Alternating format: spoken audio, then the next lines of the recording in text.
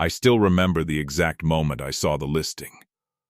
It was close to midnight, the kind of hour where everything online feels a little darker than it should. My bedroom was lit only by the pale glow of my laptop screen, and the rest of the house was silent except for the faint hum of the heater.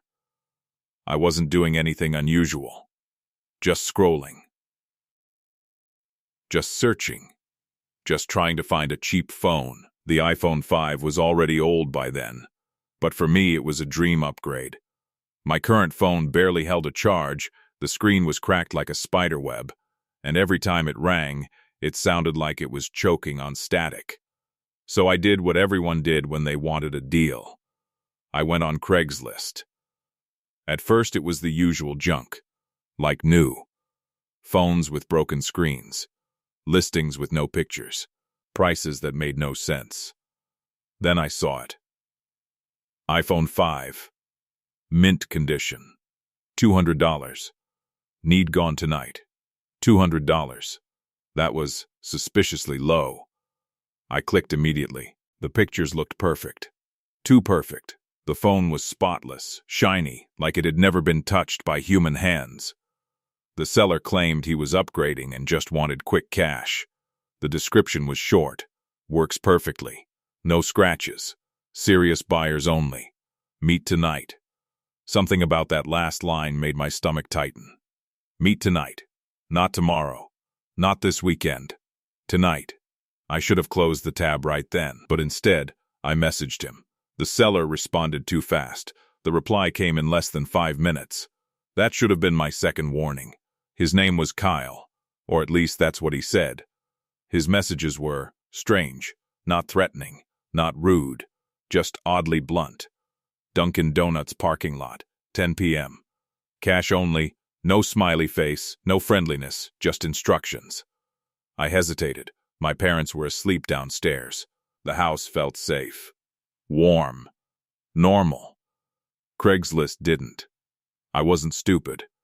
I knew the stories. Meetups gone wrong. Robberies. People disappearing over stupid little transactions. So I asked my little brother to come with me.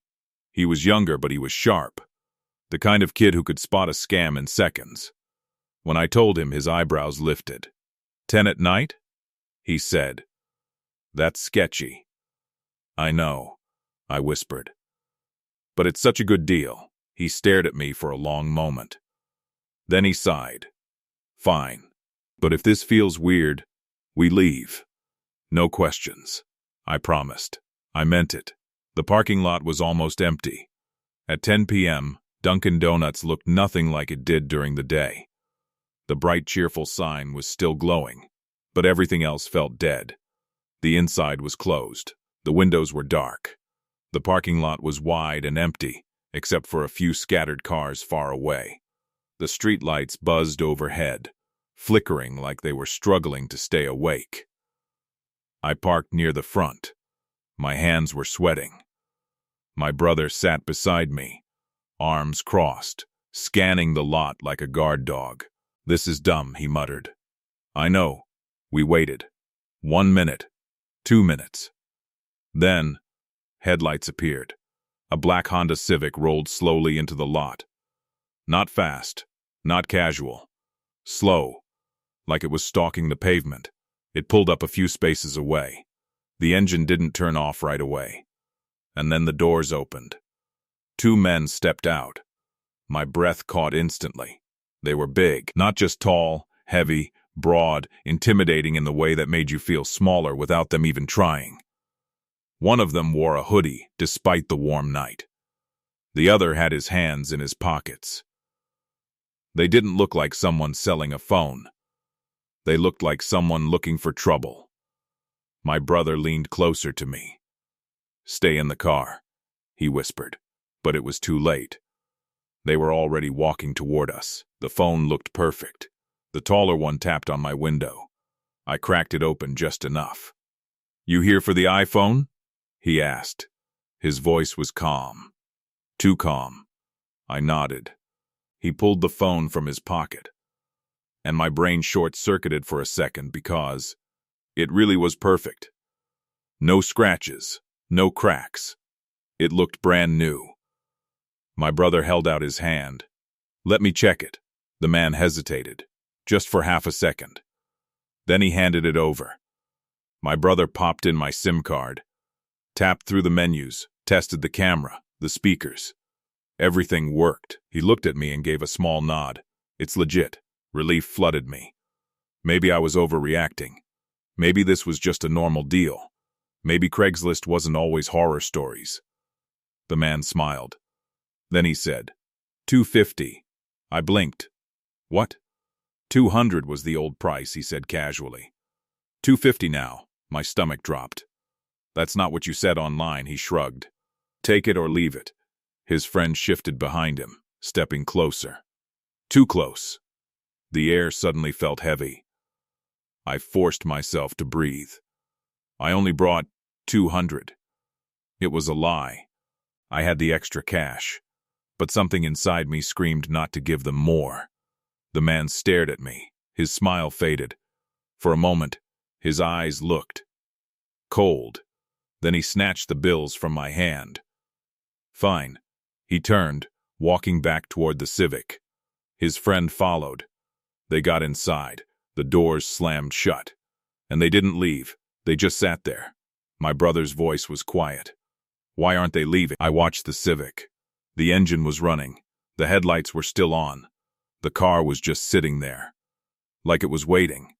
My chest tightened. "Maybe they're texting," I said, though I didn't believe it. 5 minutes passed. Then 10. Still there. My brother's jaw clenched.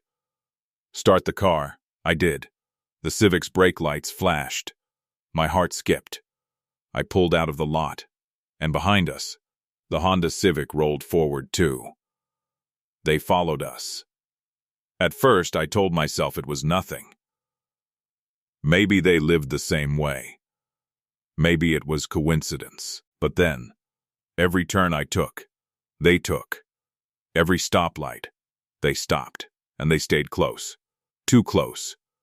Their headlights filled my rearview mirror like two white eyes. My brother whispered, "They're following us." "No," I said. But my voice cracked. I turned again. They turned. My hands gripped the steering wheel so hard my knuckles hurt. The road ahead felt suddenly unfamiliar, like the city had become a maze designed to trap me. My brother's breathing was fast. "Don't go home," he said. And that was when the true horror began to sink in. Because he was right.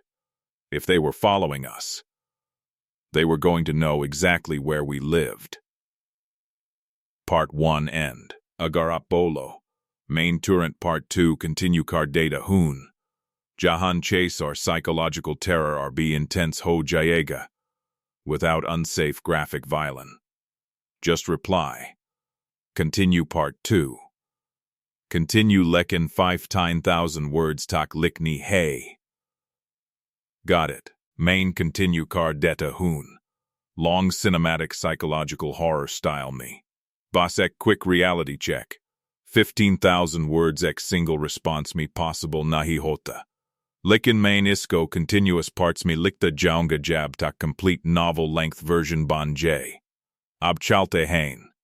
True Craigslist horror story #1 expanded horror version.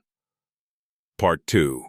The road that wouldn't let us go. My brother's words hung in the air like a curse. Don't go home. I swallowed hard. My throat suddenly dry. The Honda Civic was still there. Right behind us. Its headlights were bright enough to wash out the entire back window, turning my rearview mirror into a blinding rectangle of white. I couldn't see their faces. Just the shape of the car. Just the sense of presence.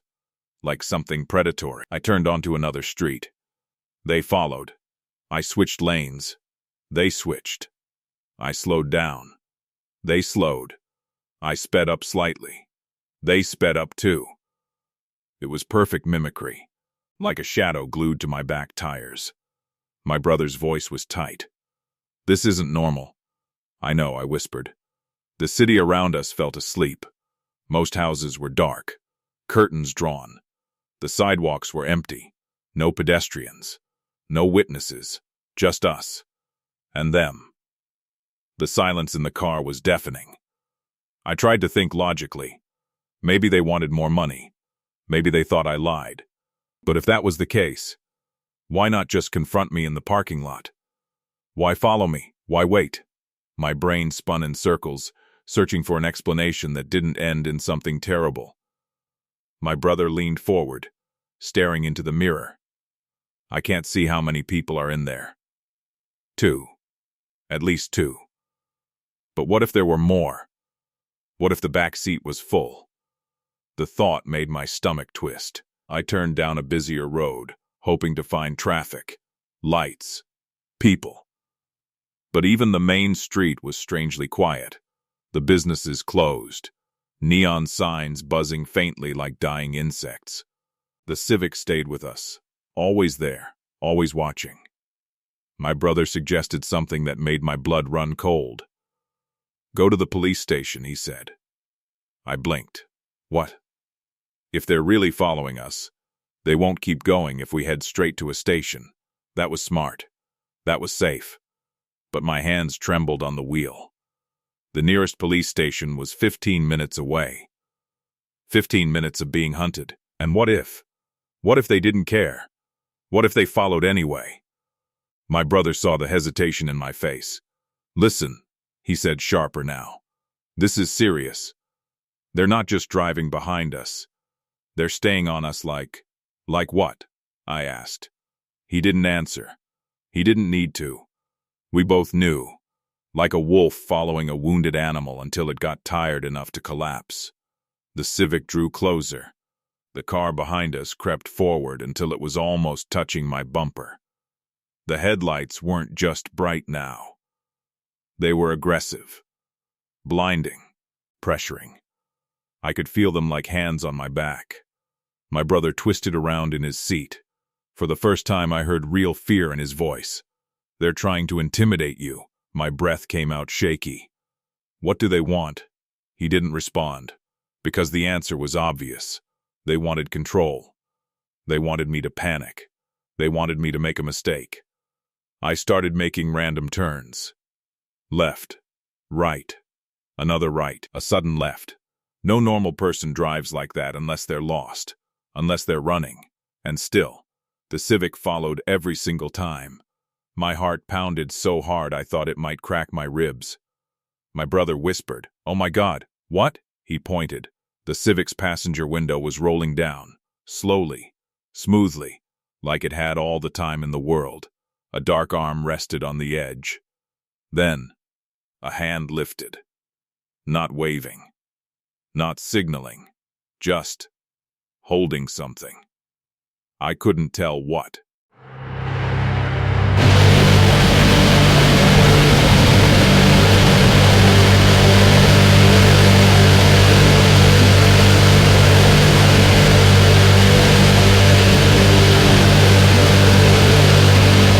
I couldn't tell what. The streetlight flashed over it for half a second. Metallic. Small. My stomach dropped into nothing. My brother sucked in a sharp breath. "Drive. I am driving. No, drive like your life depends on it." Because maybe it did. The intersection. Ahead of us, an intersection glowed red. Cars were stopped, waiting patiently. Normal people.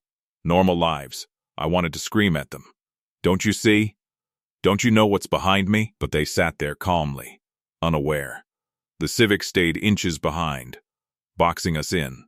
If I stopped, they'd be right there. If I got out, they'd be right there. My brother's voice trembled. "They're not going to let us go." I stared at the red light. My foot hovered over the brake. The law said stop. My survival instinct said run. The Civic's engine revved softly. A warning. A promise.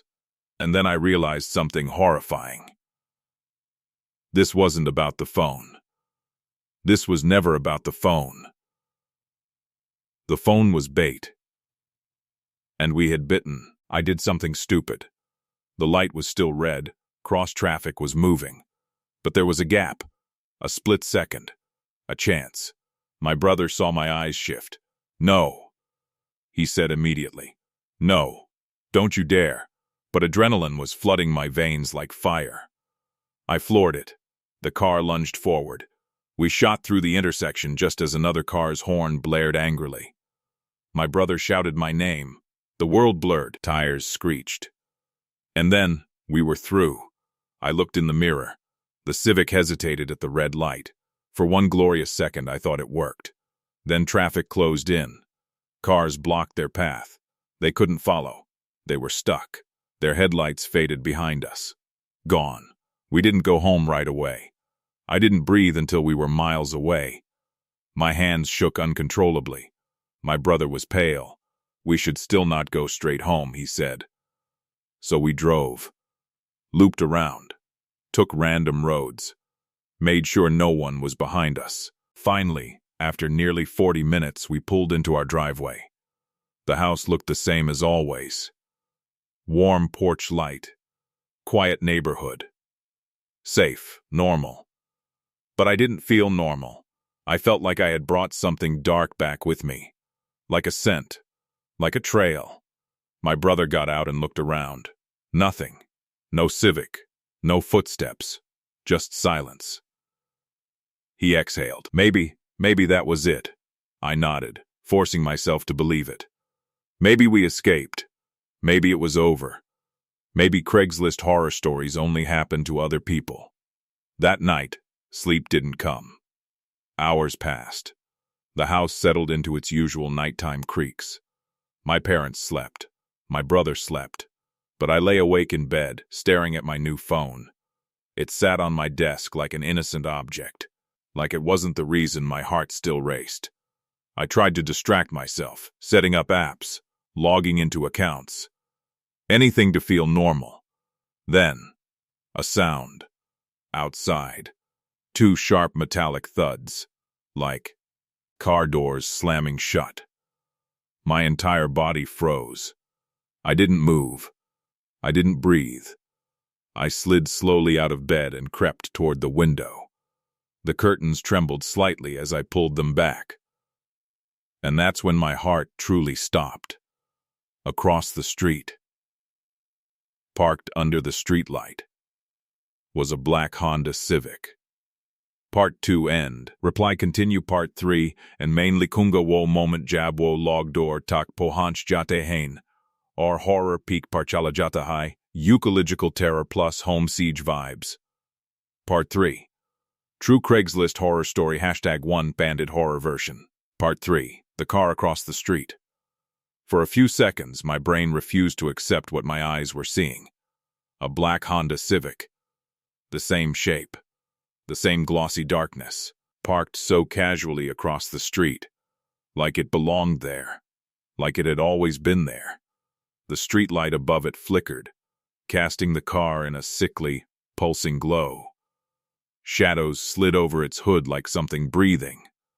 I couldn't see inside. The windows were too dark, but I could feel it, presence. Someone was in there, watching, waiting. My stomach twisted so hard I thought I might be sick. I backed away from the window as if it could reach through the glass and grab me. My hands flew to my mouth, muffling the sound of my breathing. No. We lost them. We lost them at the intersection. We made sure. Didn't we? My brother's words echoed in my head. Don't go straight home. We didn't. We drove for 40 minutes. We looped around. We checked the mirrors. So how? How were they here?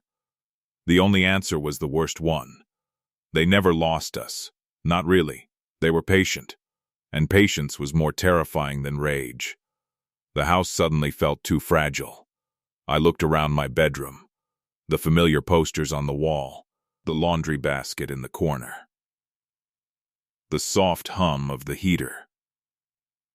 Everything that had once felt safe now felt like a thin disguise over something vulnerable. A house was just wood, glass, locks, a suggestion of security, and outside, there were strangers who knew where I lived.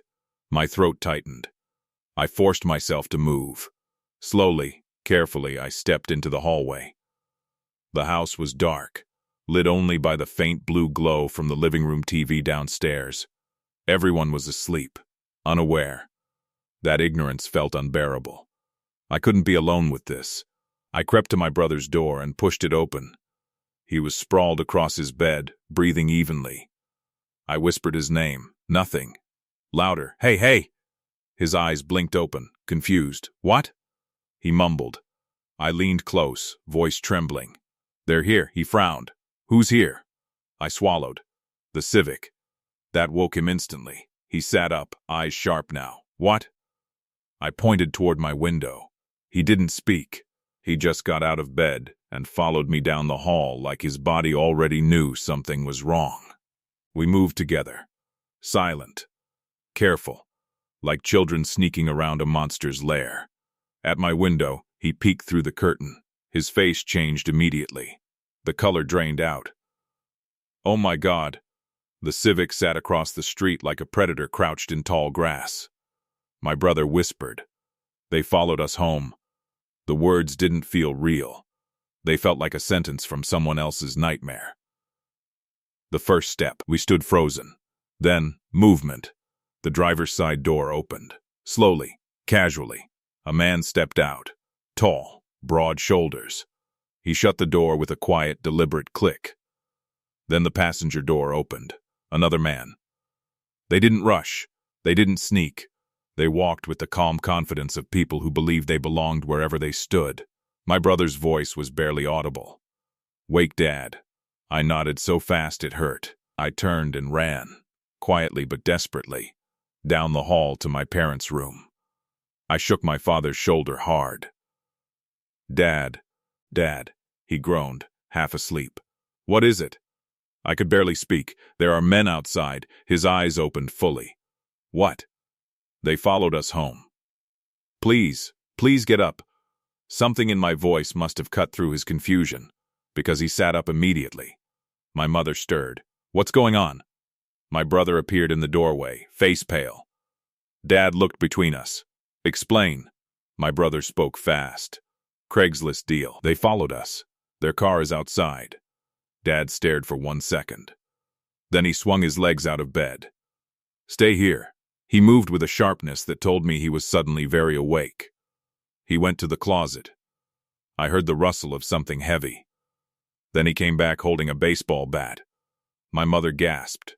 My heart hammered so hard I thought it would burst. Dad's jaw tightened. Everyone downstairs. Now. The house became a cage. We gathered in the living room, lights off. The only illumination came from the streetlight leaking through the curtains. Dad crouched near the front door, bat in hand. My brother stood beside him, fists clenched. I hovered behind them, shaking. My mother held her phone with trembling fingers. Outside, the night was too quiet. Then, footsteps. On the walkway, crunching softly on gravel. Slow. Unhurried. Each step felt like a countdown. Dad raised the bat slightly. My breath caught. The footsteps stopped at the porch. A pause. And then a knock. Not frantic, not loud, just firm, controlled. 3 taps. My mother's hand flew to her mouth.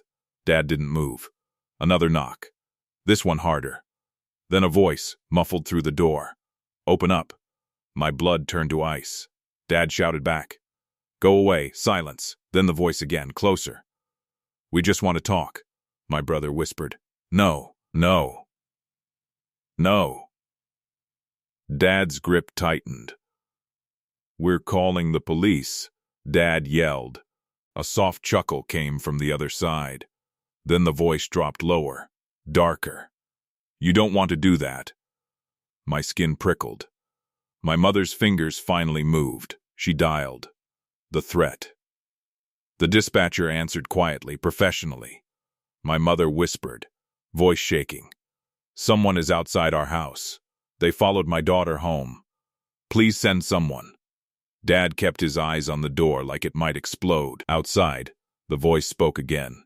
This time it wasn't polite. It wasn't calm. It was sharp.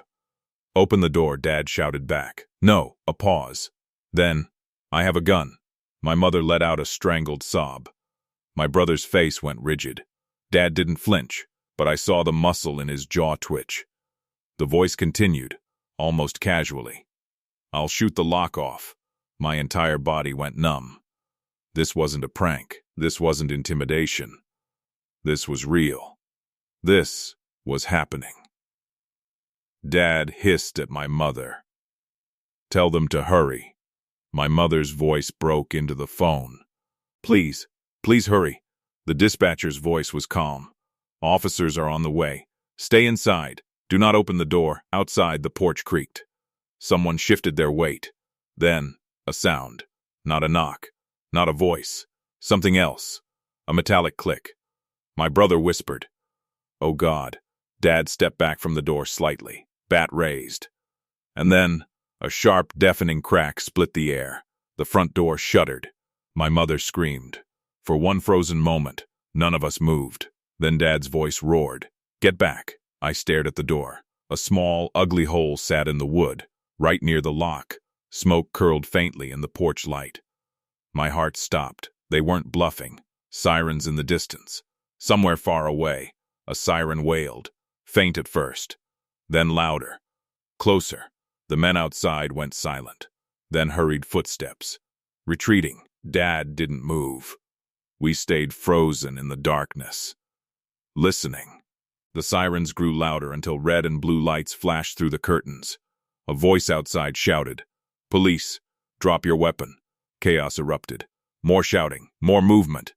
Dad finally exhaled, shaky. My knees buckled. I sank onto the floor, trembling violently. My mother sobbed into her hands. My brother stared at the door, eyes wide like he couldn't believe how close we'd come.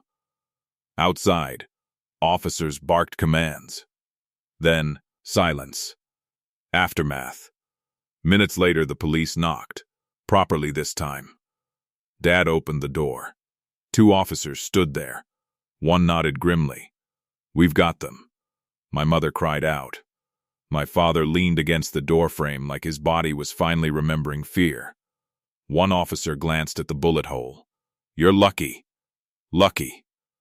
That word echoed in my head like a cruel joke, because across the street, the Civic's headlights were gone. But the darkness it left behind stayed. Part 3 end. Reply Part 4 and main continue. Kurunga, arrests aftermath. Police revelation. Creepy final twist. Story ko deeper horror melejana. Part 4. True Craigslist horror story #1 expanded horror version. Part 4. What the police found. The flashing red and blue lights painted our living room walls like a nightmare carnival. For a while, none of us spoke. My mother sat on the couch, arms wrapped tightly around herself, rocking slightly as if motion could erase what had just happened. My brother stood near the window, staring out with the kind of blank expression people get after seeing something they can't process. And my father was still holding the baseball bat. His knuckles were white. His breathing was slow, controlled. But I could see it in his eyes. He wasn't calm. He was barely holding himself together. The police officer at the door spoke quietly, almost gently. "They're in custody." Custody. The word sounded unreal, like it belonged in a movie, not in front of our house. Dad swallowed. "Both of them?" The officer nodded. "Yes, both." My knees felt weak. I couldn't stop staring at the bullet hole in the door. It was small, so small, and yet it represented something enormous. A decision. A line crossed. A moment where my life could have ended over a stupid phone. Stepping outside felt impossible. One of the officers asked us to come outside, just briefly, to confirm identities. I didn't want to. The porch felt contaminated, like the air itself remembered the threat. But Dad insisted. He stayed close to me, bat still in hand, as if the world might suddenly turn dangerous again. The night was cold now, or maybe it was just me shaking.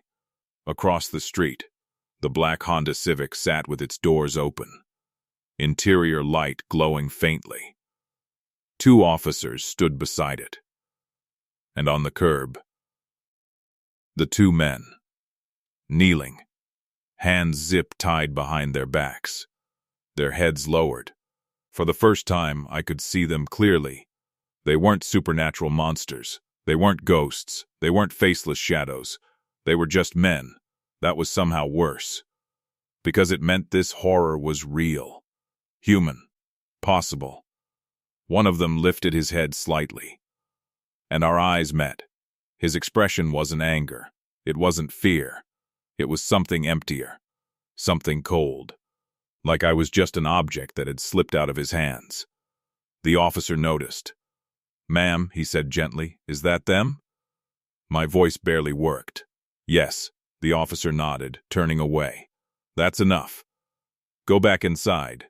Dad guided me back like I was fragile glass. The phone in my pocket suddenly felt poisonous. Back inside, I realized my hands were still clutching something. My new phone. The iPhone, the thing that had started all of this. I stared at it like it was cursed.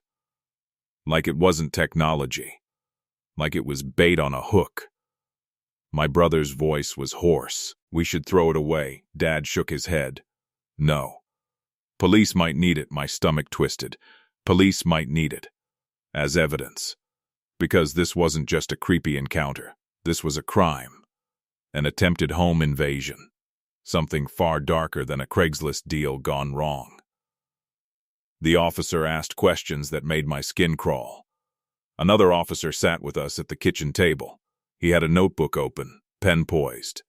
"Tell me everything from the beginning." So I did.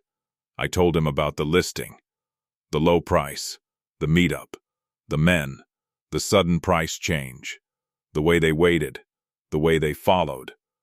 The officer listened without interrupting. But as I spoke, his expression grew heavier. When I finished, he was silent for a moment.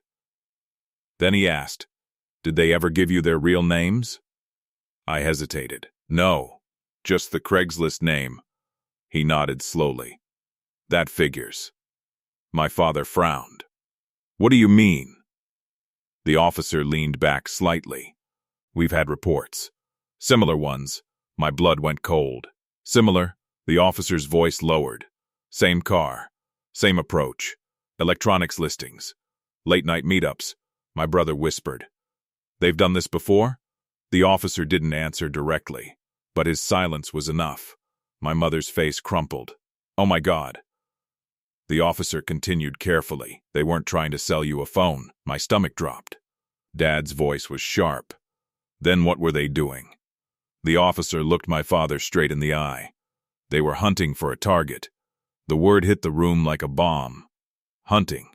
Like predators. Like sport. My chest tightened until breathing hurt. Something in the car. An officer outside called through the open door. "Hey, you're gonna want to see this." The kitchen officer stood immediately. My father followed him, despite my mother's protest. "Stay here," Dad told us. But how could we? We trailed behind, unable to stop ourselves. On the front lawn, officers were gathered near the Civic. One of them held a small plastic evidence bag. Inside was something dark, metallic. My stomach turned. The officer spoke grimly. "Found this under the passenger seat." My father's voice was low. "What is it?" The officer hesitated. "It's a lockpick set." My skin prickled. They weren't just following. They were prepared. Prepared to get inside. Prepared to do what came next. My mother let out a sound halfway between a sob and a gasp. Another officer opened the trunk. And then, he froze. His flashlight beam stayed fixed on something inside. For a moment, no one spoke. Then he said quietly, "Jesus." Dad's voice was tight. "What?" The officer swallowed. "There's rope." A pause, and duct tape. The world tilted. My brother grabbed my arm. Hard. I couldn't feel my fingers. The officer's voice was thick now, like he didn't want to say the next part. "And there are other things." "What things?" Dad demanded. The officer looked at him. Things you don't bring unless you plan on making sure someone doesn't leave. The realization was worse than the fear. My knees buckled. I sat down on the grass without meaning to. The night air felt sharp. The stars above looked indifferent. I thought about the red light, the moment I ran it. If I had stopped, if I had hesitated, if I had gone straight home, this wouldn't have ended with police lights. It would have ended with silence. My mother sobbed openly now. Dad stood perfectly still, staring at the Civic like it was a coffin. My brother whispered, "They weren't coming to scare you." No, they weren't. They were coming to take. A final detail that still haunts me. The officer approached me carefully. "Ma'am, one more thing." I looked up, trembling. He held up the iPhone. My iPhone. He turned it over and pointed to something near the SIM tray. A tiny engraving, almost invisible unless you looked closely. Numbers. A name, not mine, not theirs, someone else's. The officer's voice was quiet. "This phone was reported stolen 2 months ago." My breath caught. Stolen, of course. It was never theirs. The officer continued, softer now.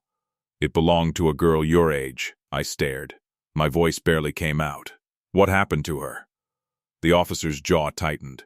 "We don't know yet." A pause. "But she's missing." The word missing echoed like a scream in my skull. Missing. Not dead. Not safe. Just gone. And suddenly, the horror wasn't over. It wasn't finished. Because maybe this wasn't their first target. And if the police hadn't arrived tonight, I might have been the next person someone searched for. I don't use Craigslist anymore. People ask me sometimes why I flinch when I hear tires outside at night, why I double-check the locks, why I can't meet anyone in a parking lot without my stomach twisting. I don't tell them the full story. I just say, I had a bad experience once. But the truth is, I still think about that Civic. Still imagine what would have happened if the light had stayed green.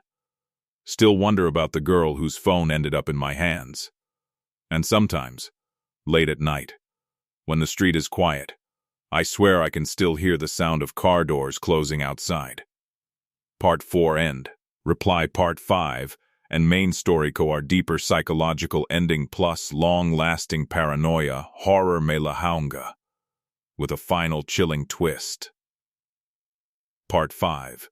True Craigslist horror story #1 expanded horror version. Part 5. The horror that didn't end. The police stayed outside our house for almost an hour.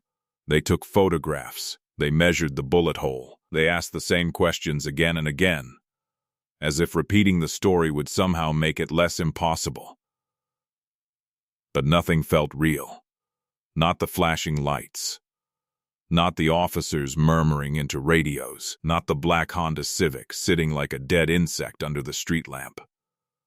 The only thing that felt real was the way my body wouldn't stop shaking. Even after the men were gone. Even after the sirens faded. Even after the night returned to silence. My father finally closed the door. The sound of the lock clicking into place echoed through the house like a final heartbeat. We stood there together, 4 people in the same room. And yet, I had never felt so unsafe. The house was quiet, but it wasn't peaceful. My mother kept whispering the same sentence over and over. "Thank God you're alive. Thank God you're alive." She said it like a prayer. Like if she stopped saying it, the universe might change its mind. My brother sat on the floor, his back against the couch. He looked pale, exhausted, but his eyes were wide open. Still alert, still listening. Like some part of him expected the knock to come again. My father stared at the bullet hole in the door. He didn't speak for a long time.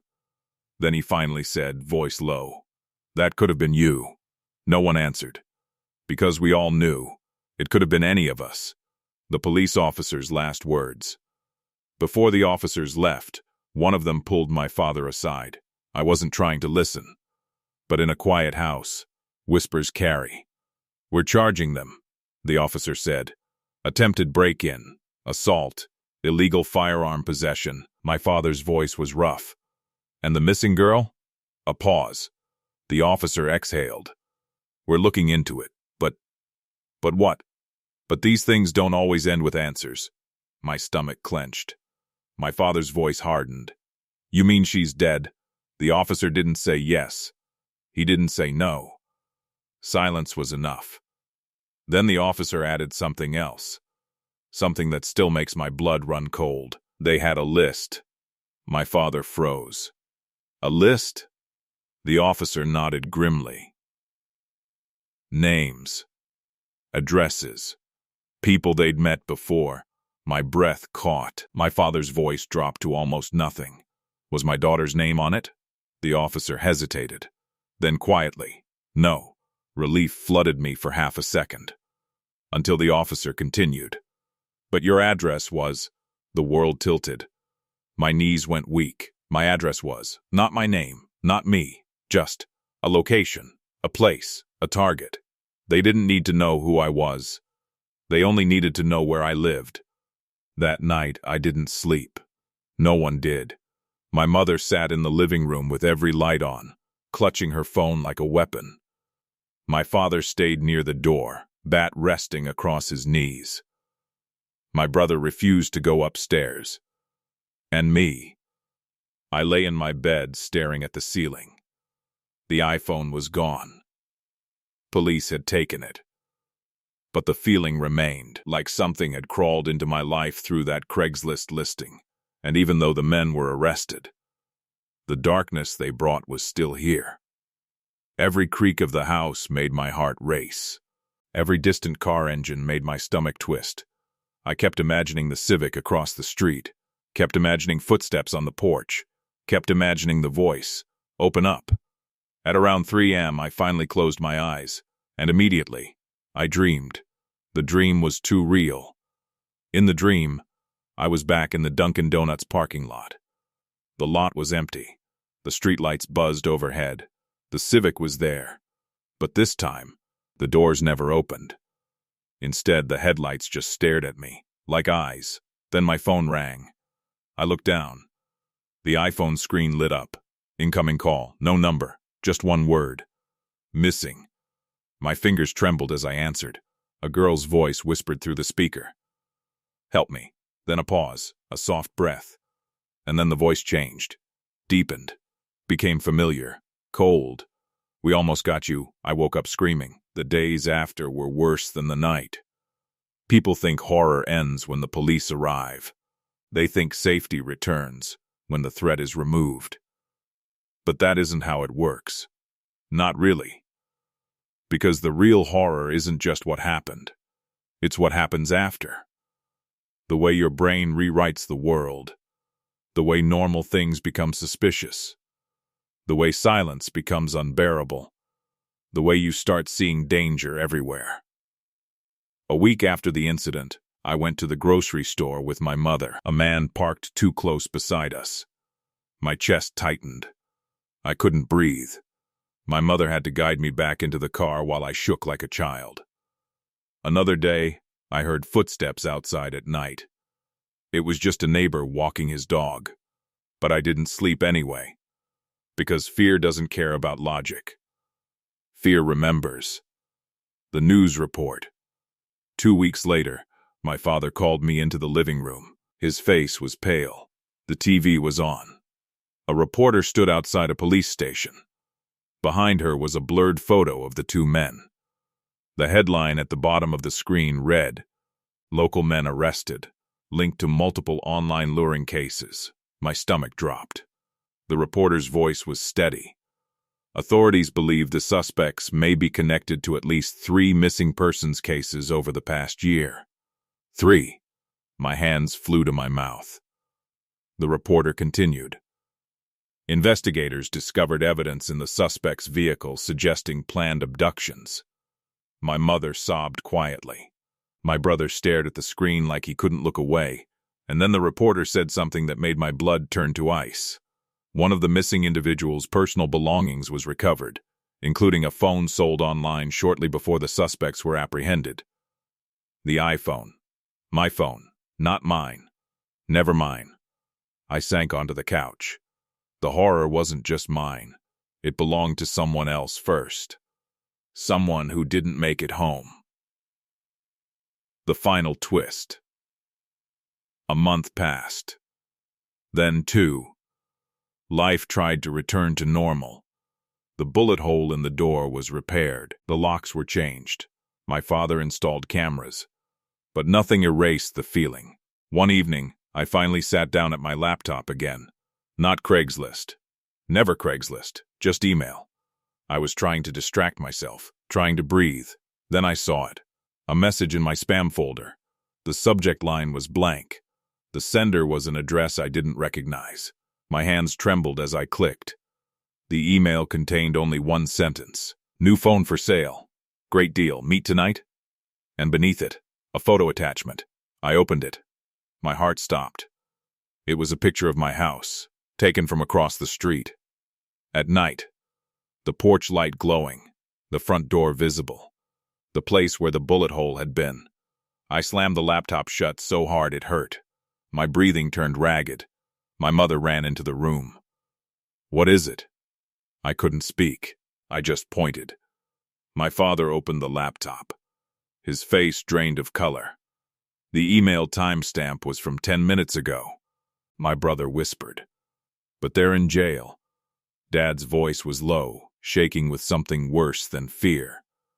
Then someone else has the list. And in that moment I realized the most terrifying truth of all. Sometimes, the horror doesn't end with the monsters being caught. Sometimes, it only proves there were more. Part 5 end, chilling psychological ending. If you want, I can continue with Part 6, where the story turns into a full conspiracy-style Craigslist predator network horror. Part 6 or final ho. I got you. Part 6 will be the final chapter. Full closure, maximum creepy psychological payoff, without going into unsafe graphic detail. Let's finish this like a proper horror movie ending. True Craigslist horror story #1 expanded horror version. Part 6. Final. The list never ends. For a long time after that email, nobody spoke. My mother just stood there, one hand pressed to her chest like she was trying to hold her heart in place. My brother looked sick.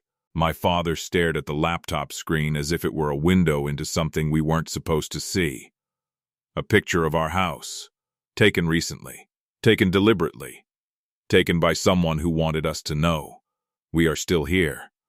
The police had arrested 2 men. The news had moved on.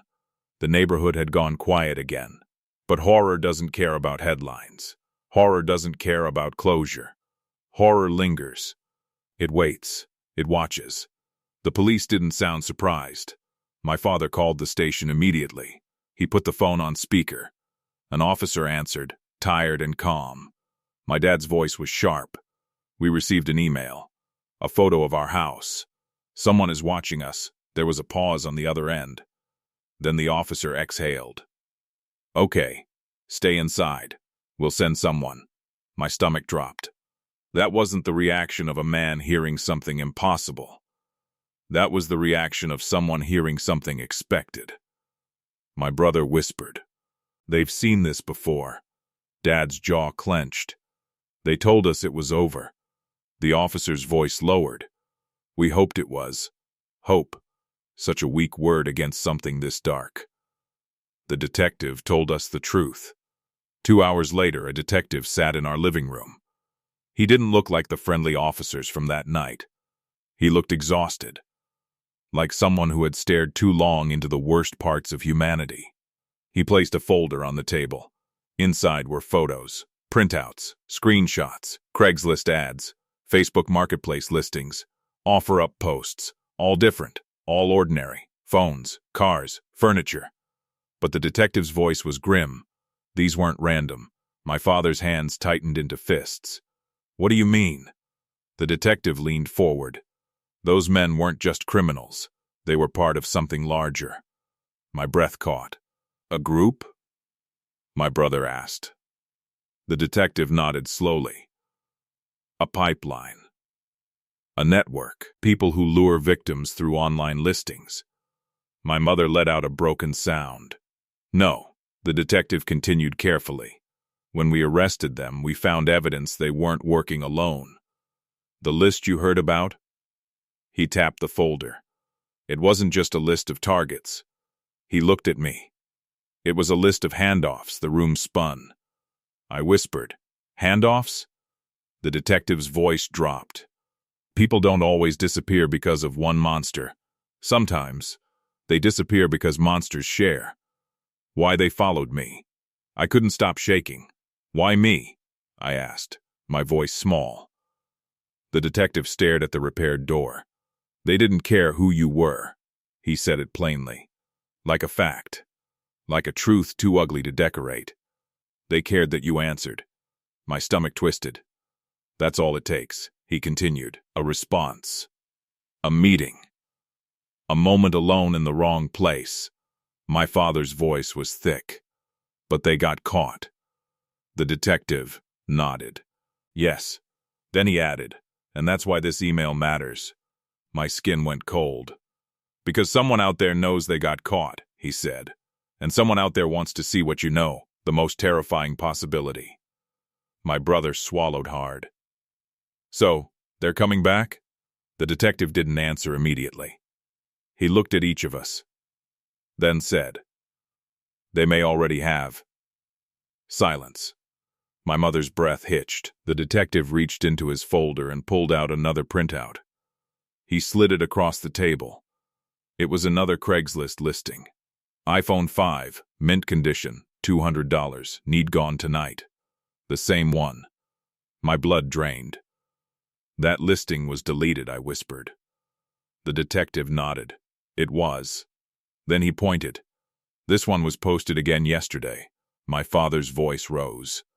That's impossible. The detective's eyes were flat. No. He tapped the paper. It means the trap is still being set. Again. And again. And again. The final night in that house. The police insisted we stay somewhere else. A motel. An uncle's house. Anywhere but here. But my father refused at first. This is my home. The detective's voice was firm, and that's why it's dangerous. That night, we left. Just for one night, Dad promised. Just until the police could monitor the area. We packed quickly.